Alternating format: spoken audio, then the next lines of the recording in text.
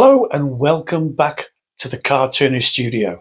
First of all, I'd like to say a huge thank you to all those people that liked and subscribed to the channel last week. Now, as I've said in many other videos, this channel is not a very fast growing channel, but last week, by our standards, it did extremely well with well over 1,300 likes and over 100 new subscribers. So thank you very much for that. That really has helped. It's helped me, it's inspired me to go forward and produce more. So please continue to like and subscribe. If you are watching it and you're not subscribing or liking it, please do so. It's free, but it does an awful lot to the channel. Right, today's video, what's that going to be about?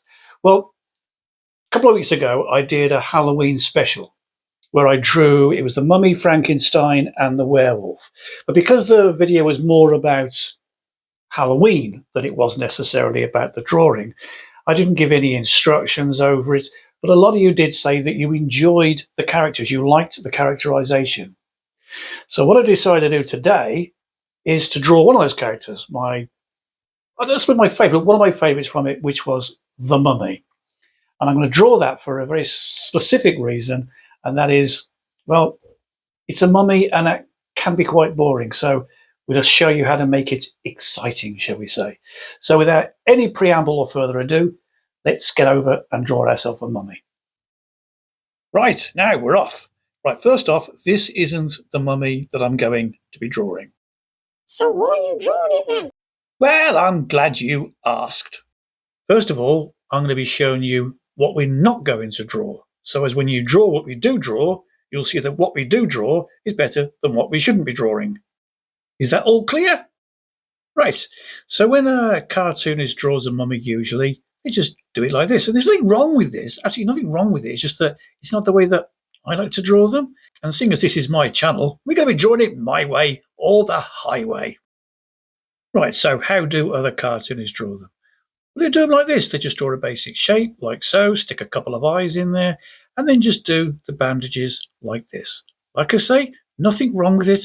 It's just that I think we can make it a little bit more exciting. And that's what we're going to be doing today. A more exciting mummy. Right, well, we'll start this video off like we did the previous one, with me doing a very, very light sketch of the character before coming back in to beef it up with a darker pencil. So while I'm doing that, let's speed it up and I'll see you in a few moments.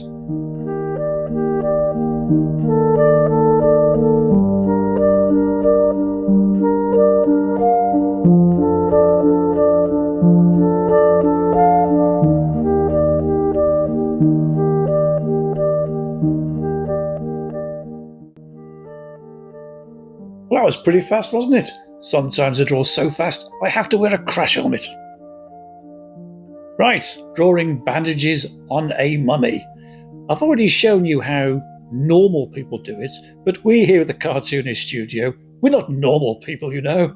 Oh no, by Jiminy, we're not. And by the time I finish with you, you won't be normal people either. So how can we make him interesting or even appealing? Well, it's quite simple. We use the very thing that seems to hold him back into the very thing that makes him interesting. We use the bandages.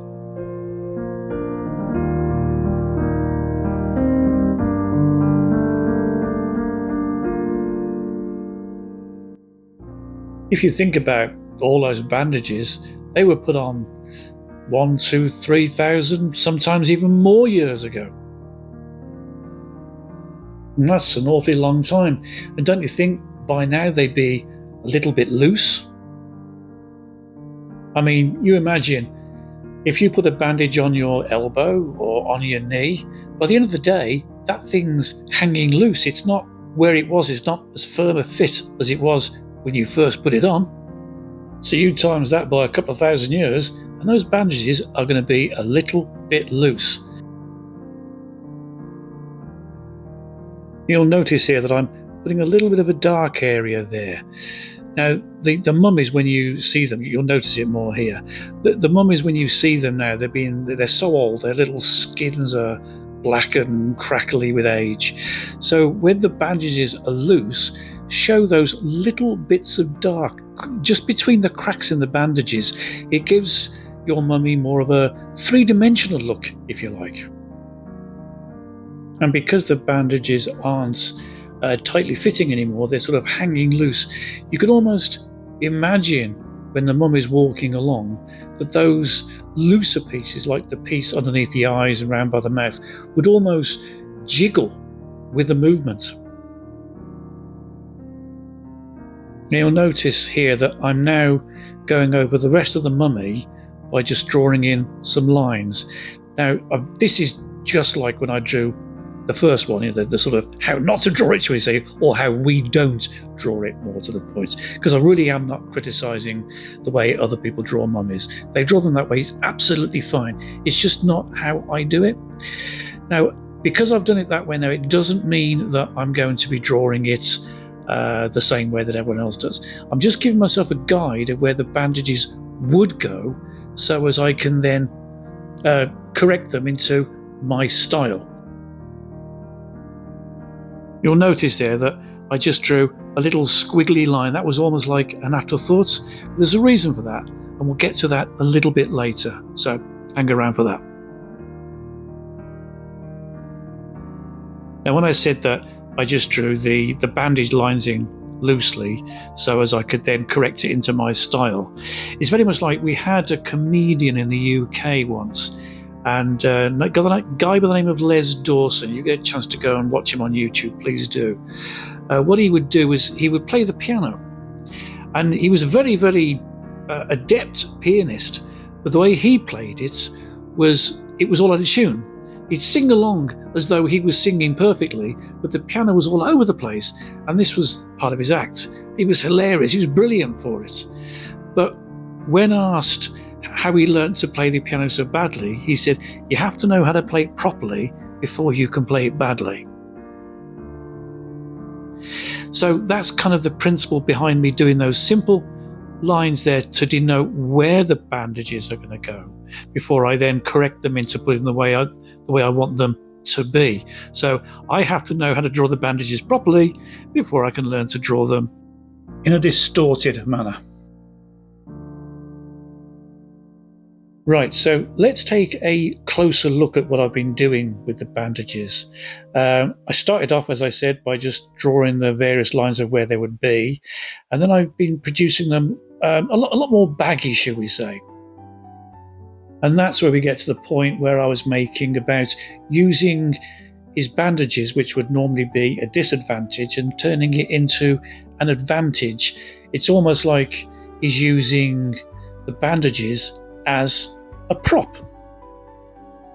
Let me give you an example of what I mean by using the character's natural props to enhance the picture. Many years ago, I drew a character called Beryl the Peril, and it was in the now defunct British comic, The Dandy. Now, I didn't create Beryl the Peril. It was created by a British comic stalwart called David Law. And he created it was about 10 years before I was even born. And this is how he drew her. And over the years, she's been drawn by many, many artists.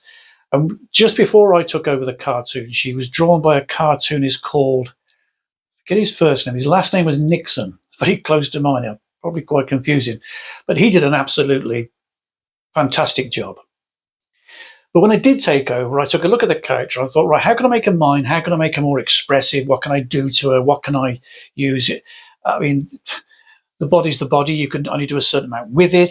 And I was stretching and God knows what else, almost to elasticated breaking point, but it still wasn't doing anything for me. And then I noticed her pigtails, the little bits of hair that stick out the side. And here's what I did. When I drew her happy, they were stuck up in the air. When I drew her shocked, then they shot out at both sides. When she was plotting and scheming, they seemed to almost curl over her face in a conspiratorial way. When she was boiling with anger, then I had them pointing right out in front. Basically, I used her pigtails to kind of enhance her emotions or actions. In the end, they became almost like Dr. Octopus's arms. They were seemed to be controlled by her mind, certainly by her emotions. I think at one point when she was playing in goal, playing football in goal, and I even used the pigtails to tip the ball over the crossbar. So that's how much I used it. That's how much a part of her character they became. Right, back to the picture.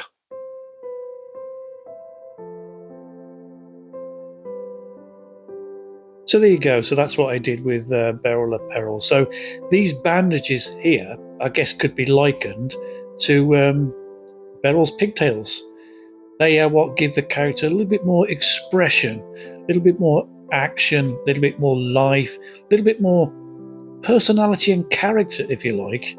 I mean to say, just because he's walking and minding his own business doesn't mean that he shouldn't be allowed to bounce and move and become expressive. I mean, let's face it, he's got no face to look at. You can't see what his expression really is. So when you can't use the expression of the face, all you're left with is expression of the body. And that's where things like his bandages moving around and hanging loose all come in to make the picture just look a lot more expressive. And obviously now you'll notice that a lot more, should we say, as the picture has progressed, that I've added a lot more of those little darker areas where the bandages are hanging loose. But I've chosen it in a careful way. I mean, I haven't just put them in just wherever I felt like it. Whenever there's been a bend in the arm or a movement in the body where I think that the bandage would move or shift, then I've shown a little bit of the body underneath, so you can actually see that the bandage has moved down the body.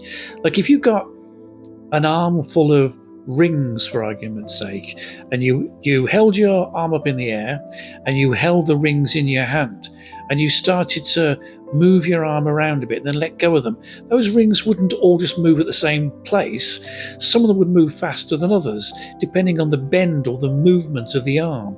And those rings, I guess, on this picture are the bandages. So they have moved according to his body shape, size, and bulk. Now, I don't want you to get all bogged down and think, oh my God, how am I ever going to learn that? It really isn't a case of you learning how to do it or learning how I think. It's more of a case of you thinking that when you're drawing your character or characters and their body shifts, when they're wearing something or holding something, how is that going to be affected by the way that they move?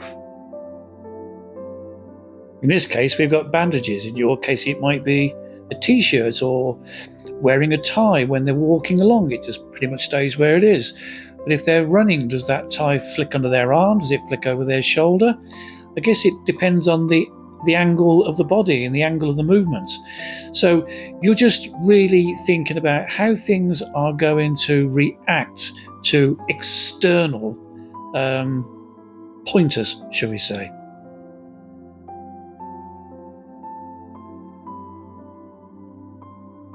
Right, now I mentioned earlier on about this little squiggly line and how we get back to it, and there was a point to it. Another way of portraying a little bit of movement, a little bit of action, shall we say, in what is effectively a fairly minor movement. I mean, he's just walking. But if you add this little bandage that is come loose, shall we say, then as he's walking, this is scrolling along behind him. So if you look at the picture, there's no motion lines, those little sort of like parentheses, shall we say, coming off the back of them. For all intents and purposes, is actually perfectly still. But because you add these little bits to it, your character is moving. But you haven't actually had to use any, sort of smoke signs for showing fast movements, or, like I say, those little parenthesis type things, that one big one, one medium one, and one small one. You just got that bandage doing it for you. Now, another little trick there is what I'm doing now. I've crinkled the bandage slightly. This is where his foot has hit the floor. Now this is a technique in weight distribution, which is a whole new video in itself, and it's definitely a video tutorial that I will be making fairly soon, I think. So if that's something you'd like to see, then let me know in the comments below. Right, it looks like I'm going to be tinkering around the edges now for a while, just to get a little bit more of those dark areas where you can see the body behind the bandages. Also, obviously, as I've said, mentioned in the video earlier on, it's also denoting where the bandages are coming slightly loose, shall we say, away from their original moorings. So whilst I do that, I'll just play a little bit of music now, and you can have a look at what I'm doing and study it a bit more closely. And if you've got any questions, leave them in the comments down below and I'll gladly answer them for you.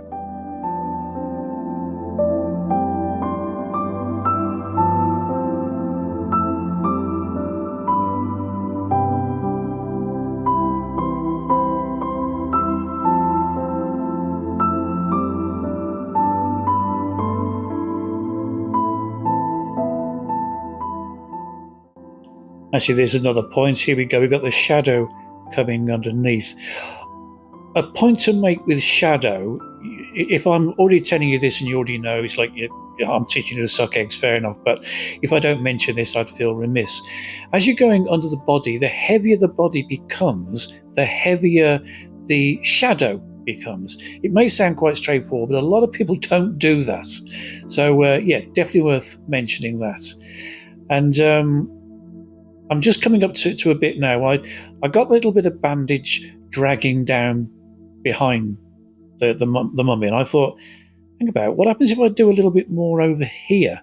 So as when his legs come forward, the bit of loose bandage that's on that foot has actually flopped over because the foot has hit the ground and the bandage is carrying on with the momentum because the bandage is lighter than the foot, so it will go further. So that's just another trick in movement and action, and it gives more of an impression of the character is actually moving. Right, I think that's pretty much it. I'll sign it now, and if you wait till the very end, I will be coming on with a little bit more information about next week's video. Right, this is a little extra bit on the end, and if there's all shadows and the lighting looks a little bit different, this was kind of an afterthought, and I filmed it later on in the day. So what I'm going to say is that there are a lot of you out there who do enjoy the inking process. Like, I've always drawn the cartoon, then I've done the inking, slightly speeded up with a bit of music, but it did add to the video's overall length, and that's what I was trying to cut down on. So what I'm going to do as a kind of a compromise is I'm going to do the inking. I have done the inking already, and I'm going to do it as a midweek YouTube short. So you'll still get everything you want, only over 2 videos rather than 1. I'm still doing the work, but I'm cutting the videos down. But the other point I wanted to make is that next week's video, I'm now going to start to try and organize it a bit more so I know what's coming. And I've always been pretty much hit and miss with what I'm doing. I'm trying to give it some kind of structure. So next week's, this is what I'm going to be doing. I'm going to be drawing a panel out of my graphic novel, The Night of the Village Idiots, which is about a fictitious village called Sleepy Hamlet. So there you go. It's 110 pages of graphic novel or something like that. So what I'm going to be doing is I'm going to take one random panel from this whole graphic novel, and I'm going to redraw it. But what I'm going to do, rather than just going through an exercise in futility, oh, look, there's the cartoonist, he's redrawn another one of his panels, isn't he clever? That's not what I'm doing. I'm doing it so as I'm picking it apart. I'm showing you what the thought process was behind that panel and how that panel sits in relation to the rest of the page, and indeed the rest of the book. I'll also be talking a little bit about the book as well. I mean, these are my books. They're all available from Amazon. The universal links for each book is down in the description below. There's a Sleepy Hamlet novel and a Sleepy Hamlet graphic novel. Make sure you get the right one. Okay then, so that's it. Come back next week and we will draw a panel from my graphic novel, and I'll show you how and why I made the decisions I made within that picture. I hope that's something you'd like to see.